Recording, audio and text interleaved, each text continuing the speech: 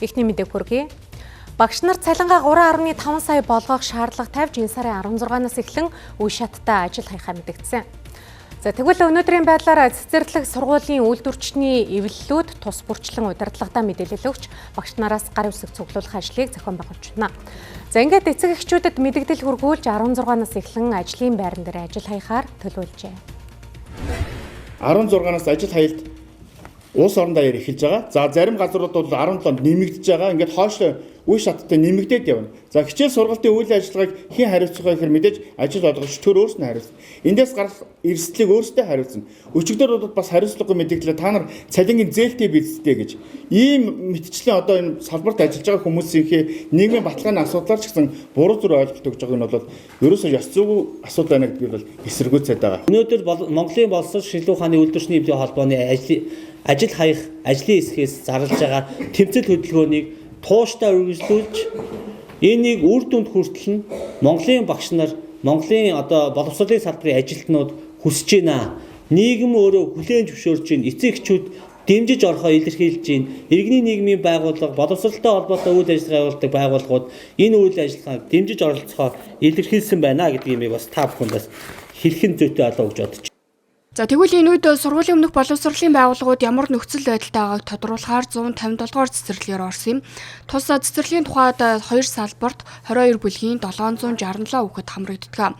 67 багш ажилчдаас ажил хаялтад нэгдэх хүсэлтэй хүмүүсийн гарын үсгийг тухайн цэцэрлэгийн үйлдвэрчний эвлэлийн холбооноос цуглуулж зохион байгуулалтаа хийж байлаа.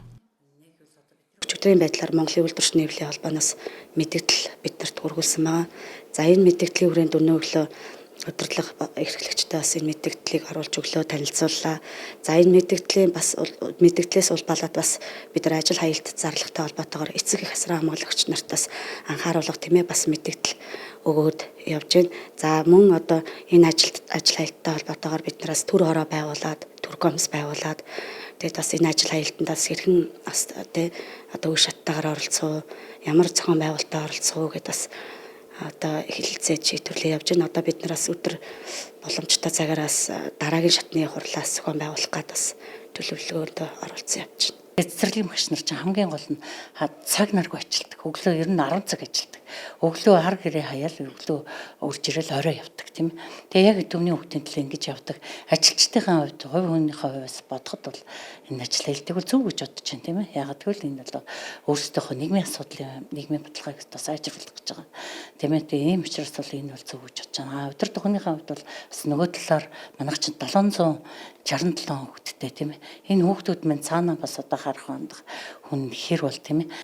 Энэ дээр манай ангийн тухайд бол одоо нөгөө сургуулийн хагч нартай хүүхдүүд бас нэлээд олон байдаг. Тэгээд бас сургуулийн багш нараа маань бас ингээл ажил хаялтанд оролцсон гэхээр бас хагч нартайгаа гэртээ үлдэх хүүхдүүд нийтвэлээ, амийн өвөө нь харах хүүхдүүд нийтвэлээ гэд ер нь л тэгтэл биднэрт найдал хүүхдүүдэд авчиж өгч байгаа болохоор бид нар бол яг хөө тэгээд хамгийн гол нь эрсдэлгүй тийм одоо ажил хаялтыг л бий болгосоо л гэж үзэж байна да. Энэ хугацаанд хүүхдээ гэртээ авах боломжтой.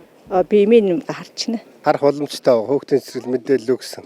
Хөлөөнд зөвшөөрж өгнө гэж гар үсэг зуруулсан. Зөв багш нар цалингаа нэмүүлэх хэрэг. Цалин бага байна. Хаана чөрөхгүй. Одоогийн байдлаар бол мэдээлэл өгсөн байгаа, гарын үсэг зурсан байна. Тэгээд ер нь хүүхдээ бол одоо гэртээ тэгээд харна да. Ер нь бол багш нар дэмжиж байгаа. Цалин бол бага байгаа шүү дээ тий. Одоо ингээл цалингүй чөлөө аавна. Энд чинь нөгөө аав ээж нарттай шууд хөрчлөлөө шүү дээ. Би тэтгэвртэй байдیں۔ Манай өвчин бас тэтгэвртэй байдیں۔ Ямар ч харна л гэж бодоод байгаа шүү дээ. Энэ нь бол зөв юм багш нарын инженерийн залыг нэмэх хэрэгтэй. За багш нар энэ сарын 16-ны өглөөний 8 цагаас эхлэн ажил хаялтаа эхлүүлэхээр төлөвлөж байна. За ингэхдээ ажлын байран дээрээ ирж цагаа бүртгүүлэгч ажил хийхгүй гэлээ. Иймд пүрэв гаригаас эхлэн цэцэрлэг сургуулийн хүүхдүүдийг гэрт нь хараа хяналттай байлгах тэр эцэг эхчүүд анхаарах нь чухал байна.